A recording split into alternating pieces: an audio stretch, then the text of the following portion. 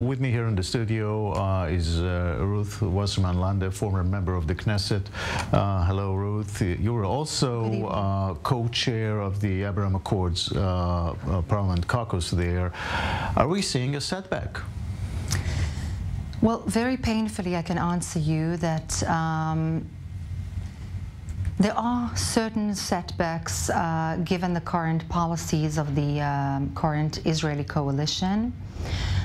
It almost seems as if the governments or the leaderships of the GCC are almost drawn to say something that needs to negate the very difficult and uncalled for statements made by the Minister of Finance in Israel, Bezalel Smotrich, given the the difficulty inherent in those special remarks, because they weren't so quick to comment on issues pertaining to the Palestinians out aloud and in a deliberate manner very often before. And yet these remarks almost seem to make them return to the pre-Abraham Accords kind of rhetoric and need to speak out because they were uncalled for, these remarks, and also they were very severe, calling their populations to sort of raise an eyebrow and say, you know, what's going on? Where are our countries? I don't believe that it will be a true setback in terms of the operative concrete cooperation. At least I certainly do not, or at least I pray that they do not really set back the relations. I just want to add that one of the biggest game-changing things that have happened in the area in the past decades is certainly the Abraham Accords. The fact that the Iron Curtain, so to speak, was raised from Israel and opened a path to Arab countries is unbelievable, and everything must be done to keep these agreements.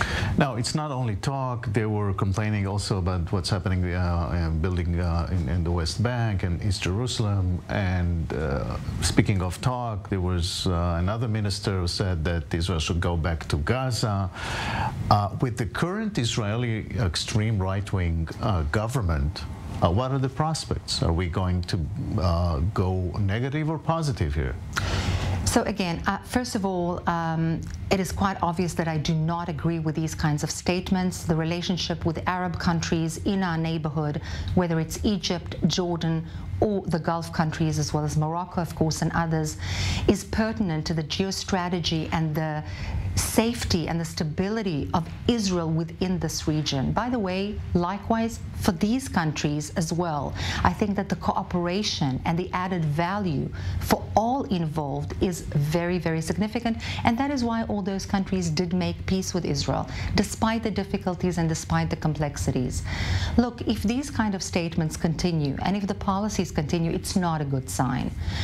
I'm hopeful and I'm praying that a kind of a moderation in this kind of rhetoric will be seen.